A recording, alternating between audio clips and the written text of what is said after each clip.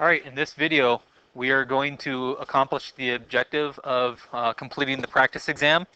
That way you have something that you can study this weekend to get ready for your exam on Tuesday. Of course, this accomplishes geometry congruence standard number 10, where you must prove and use theorems pertaining to triangles. And since you all already have your practice exam, we can get started. Our first problem, draw a triangle. Okay, since I've got the board, I'm going to use that pretty quick and say, I have a triangle. Label the interior angles 1, 2, and 3. So 1, 2, and 3. From here, we need to explain why the sum of the three interior angles will be 180 degrees. Well, we've already discussed this one a couple times in class, so we started by noticing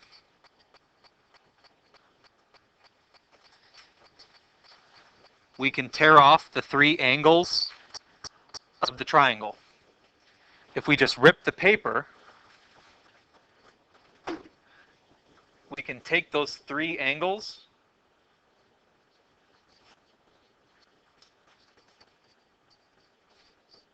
and put them together. Do you remember what will happen to them when you put them together? Yes, Rochelle. If we put the three angles together, they will come together to form a straight line.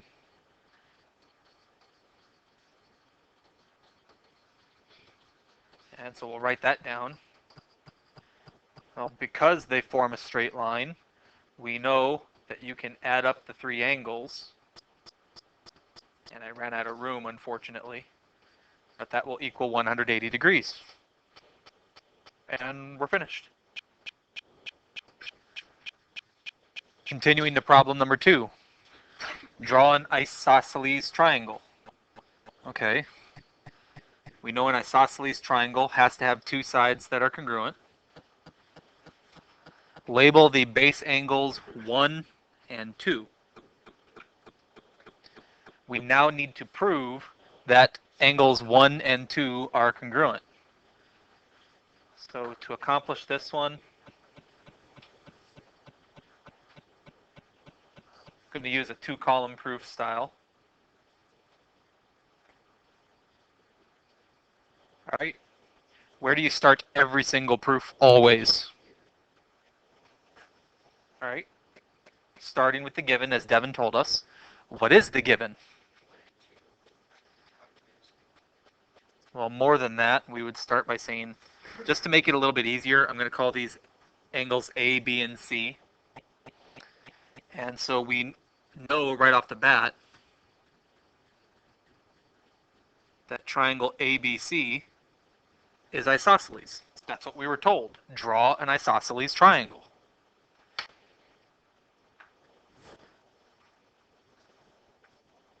Well, what do you get from having the isosceles triangle? Two sides are congruent. So if we put down our two congruent sides, we could say AC is congruent to BC. What else would we know?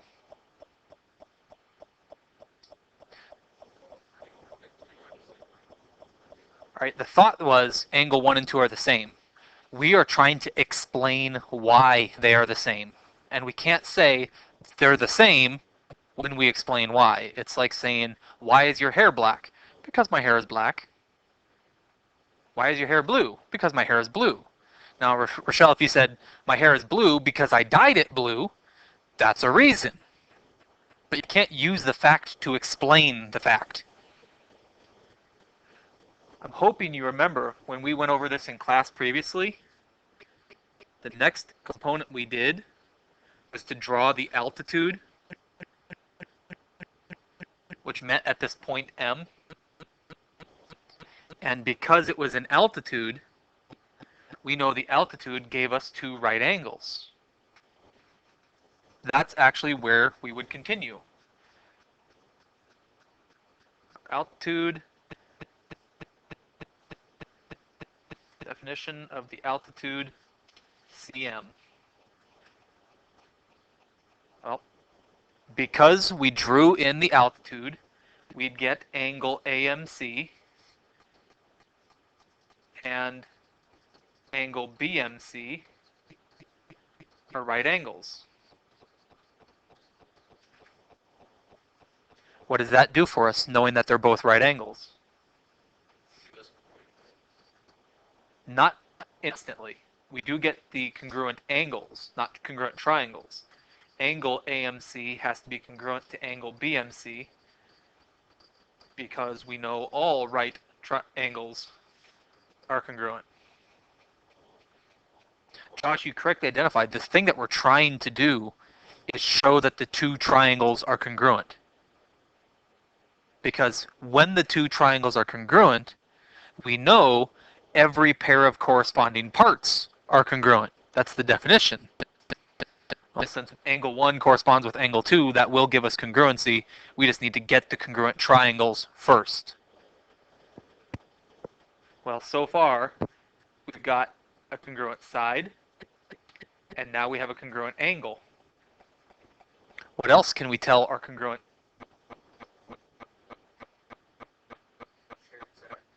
Definitely, Kobe. Any shared side we know will be congruent. And so the reflexive property is how we get our shared side congruence. Side CM is congruent to CM, which now gives us two sides and an angle. So does that give us side angle side?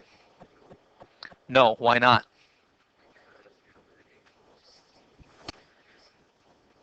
We have the angle connecting to the side, connecting to the side. It's actually angle side side, our dirty donkey postulate that doesn't work. Or rather, we can't rely on angle side side to work. Except when?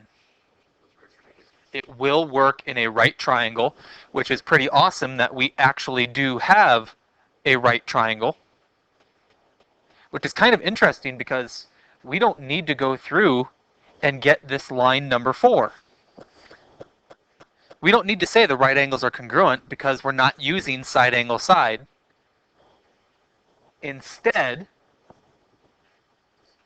we're using hypotenuse leg. We've already established that they were right angles, so we don't need that line number 4 if we're not using side angle side. With hypotenuse leg, we can go directly to get what we needed, that the two triangles are congruent on left and right. And because those two triangles are congruent, our definition of congruent triangles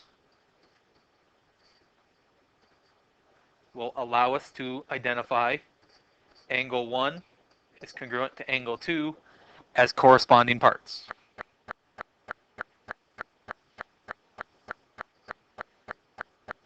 I hope that you also recall when we examined these previously, we talked that since we were asked to prove, we need the details.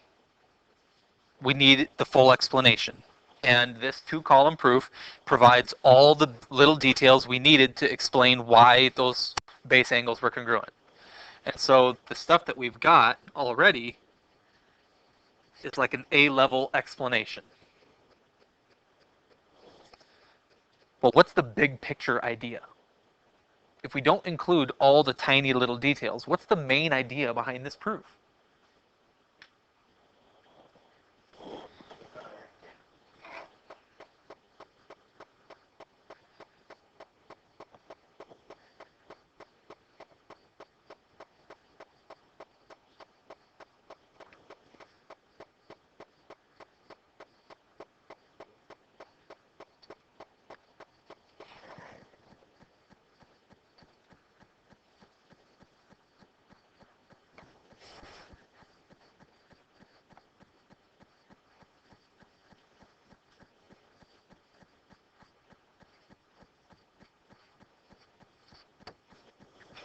The stuff that I wrote down here in the red, that's the big picture idea. It's the idea behind the proof. It's missing all the tiny details, but it is the big picture. And so because it has the main idea, the main highlights, it does deserve some credit. It's not a complete proof, but it still gets the idea, and the idea deserves a lot of credit.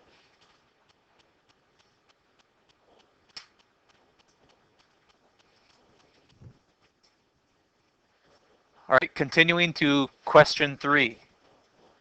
Draw a triangle and midsegment. Okay. There's my triangle. There's my midsegment. Label the vertex point A, the base points B and C, and the midsegment with points M and N. Please remember what the midsegment does. A midsegment connects midpoints, so it will cut those into equal length pieces. So let's start off with our proof. Our goal is to prove Y is the midsegment MN parallel to BC. So where do we start every proof? With the given. And we were given that MN is a midsegment for BC.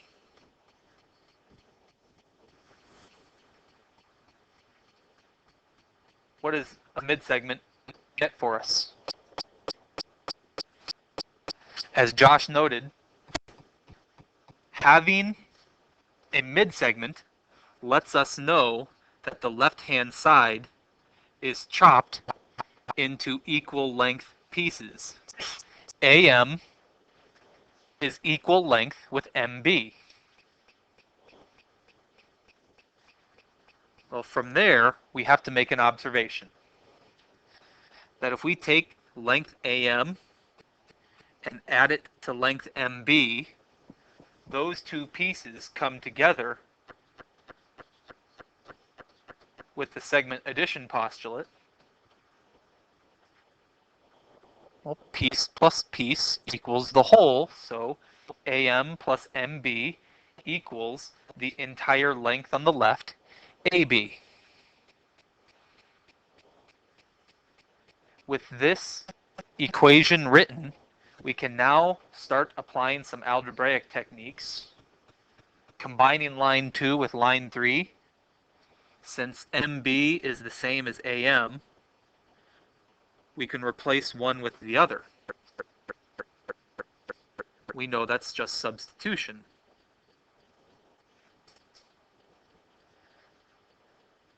Continuing further, we know the definition of multiplication.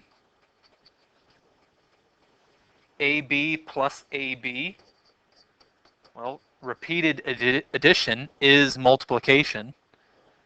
And so we would have 2 of the AMs become AB.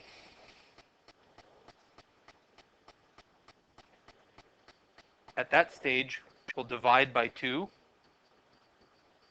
using a bit of algebra to make the observation.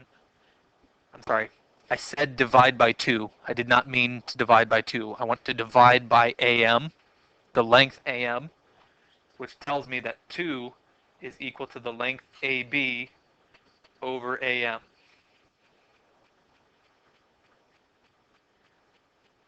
Please notice then that lines 2 through 6 are basically one big blob, one big chunk that says on the left-hand side, if I take total divided by top, I get 2. There's absolutely nothing different if we used the numbers or the variables, the letters on the right.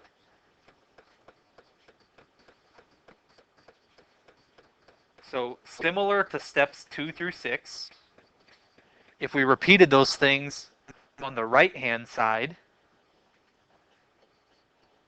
we would wind up getting 2 is equal to AC over AN. Exact same rationale, just different letters. All right. Next observation we'd have to make.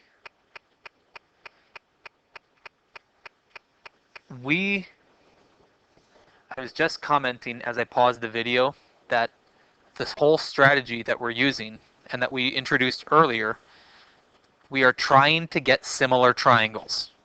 We are trying to explain why the top triangle is actually the same shape as the overall big triangle. It's just a shrunken down version of it. In order to accomplish that, we knew that we have the side angle side similarity theorem,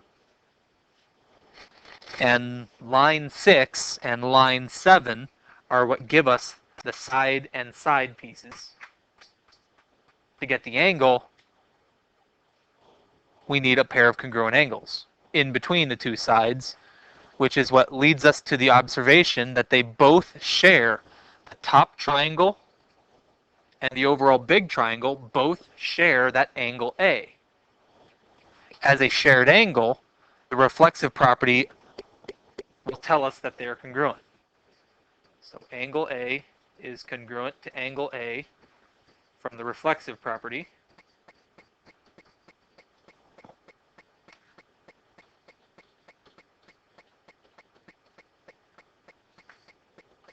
And all of those things set up side angle side similarity. So we can get triangle AMN is similar to triangle ABC. Noting all of those steps, 1 through 9, are just one long explanation that the top triangle is similar to the overall big triangle. It's a lot of work to get the similarity, but it's important because once we've got the definition of similarity, recall that similarity means all the angles are congruent. All your matching angles are congruent. So what we'd get, the bottom left angle corresponds to the bottom left angle. Therefore, those are congruent by the definition of similarity. So angle AMN is congruent to angle ABC, which is of course important because those are corresponding angles for the parallel lines. And we know that when corresponding angles are congruent, it forces lines to be parallel. Parallel. That's a little better.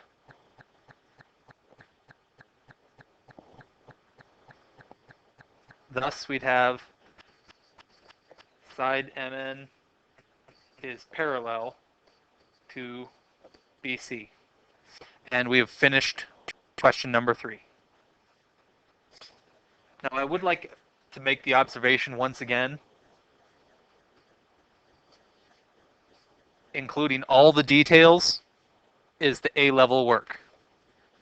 The big picture is still B-level. Well, what was the big picture? What's the main idea behind the proof?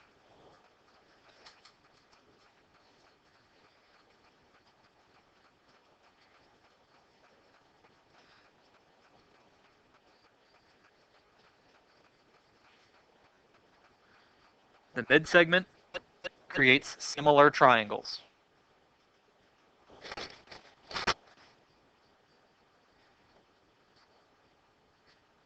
That gives corresponding angles congruent.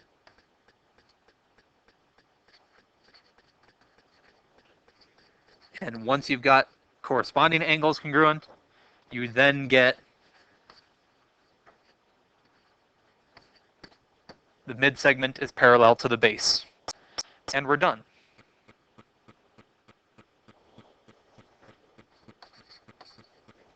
That's our B-level work. If you can understand the big ideas in the proof and you can explain the big ideas, that's the most important part. it's still very, very incomplete. It's missing all the tiny details that actually make it work. But at least the ideas are there. Ideas are really important to us. Okay, continuing to question 4. Redraw your triangle from problem 3.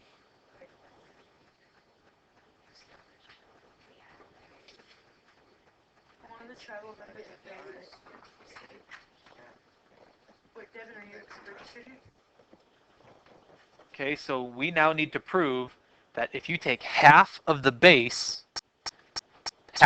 length will equal the mid-segment length. We need to explain why. All right, so we will always start with the given. And our given is the same as it was before. Mn is the mid-segment for BC.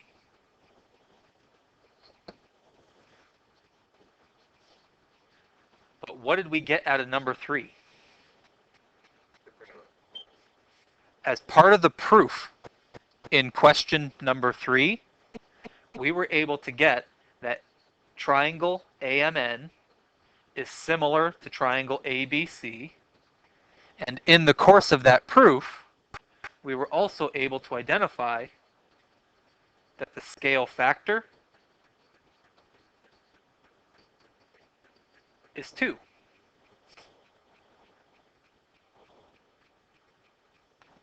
Well, the definition then of similar triangles with a scale factor of 2 tells us that we can take big triangle over small triangle, matching up the corresponding side lengths. In this instance, we'd get BC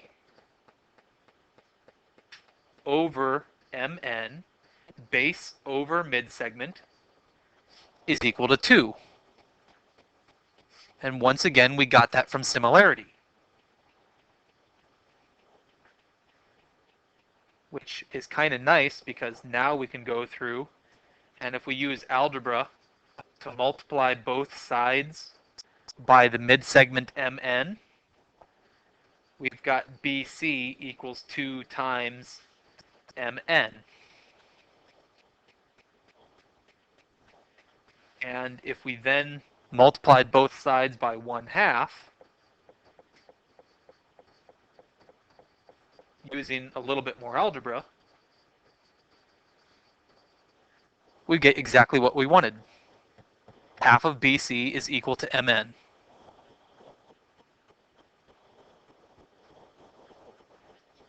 In terms of the big picture idea,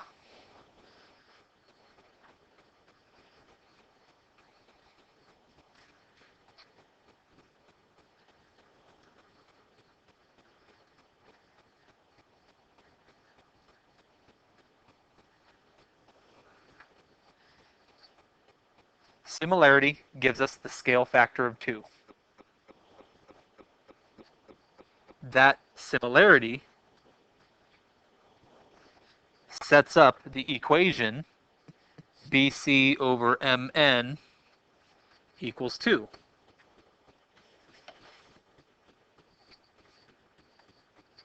That should be capitalized at the start of a sentence.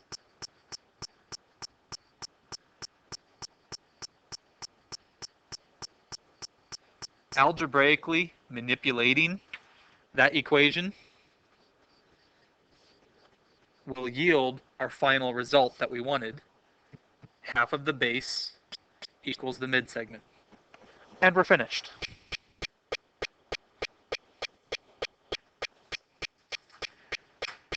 Progressing to number 6. Sailor on a ship measures the angle between ship B and the pier and finds it's 39 degrees. Sailor on ship B measures the angle between ship A and the pier and finds it's 57. What's the measure of the angle between ships A and B? That is, what's that angle? Well, what do the 3 angles always add up to? So we can take 39 plus 57. 39 plus 57 equals 96. If we then subtract that off of 180 degrees,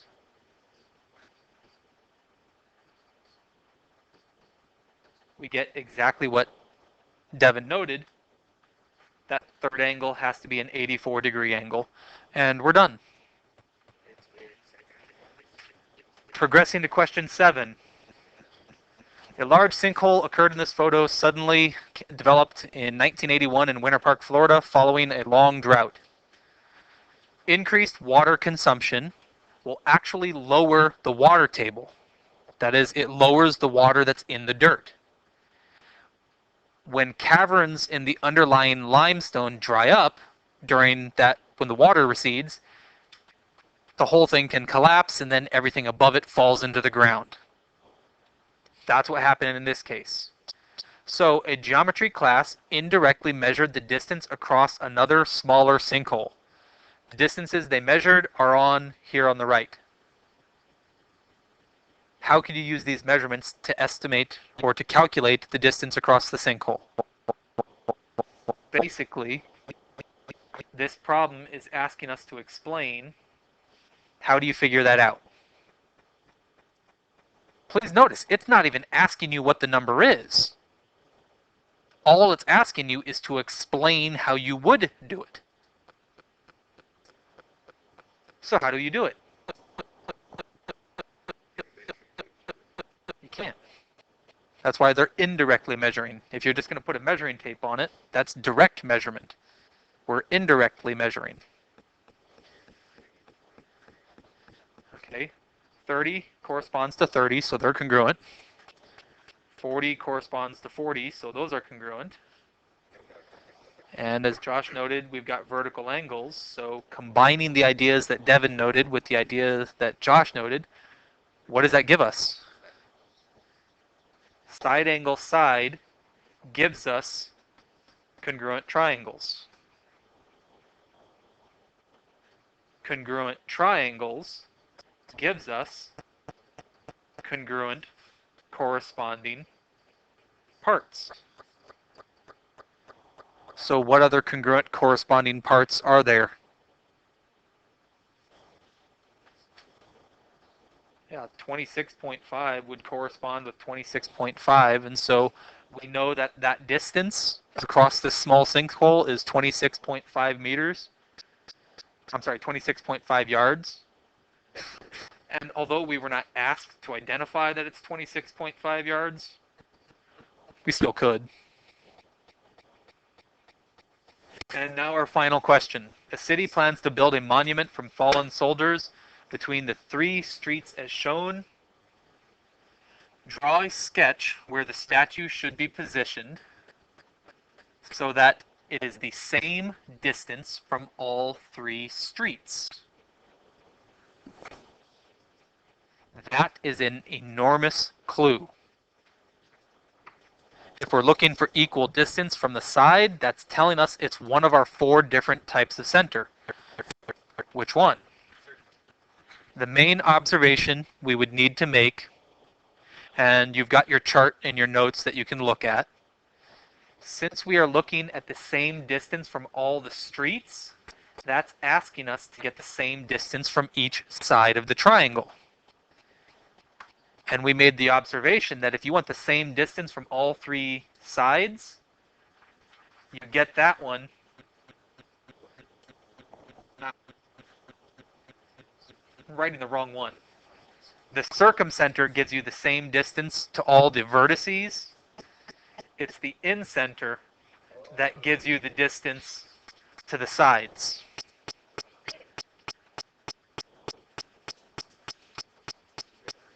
So we would have to recognize that we will need to locate the incenter. And the highlighted there in yellow is the big clue that lets you know it needs to be the incenter. Well, how do you locate the incenter? Our chart in our notes helps us with that. In order to get the incenter, you need the 3 angle bisectors. Incidentally, the stuff that we have written here, that is the justification. Why are we doing what we're doing? This is the justification. We want the incenter. We know the incenter comes from the 3 angle bisectors, so we're going to draw 3 angle bisectors, or rough sketch for 3 angle bisectors. So starting off here, I'm going to have to cut the angle in half, and cut the angle in half, cut the angle in half. By drawing the 3 angle bisectors and locating their point of concurrency, we can see that right there is where the statue should go. And we're done. That's it for our practice exam. Now you've got something you can take home, study, get ready so that you can do better when you take your exam on next Tuesday.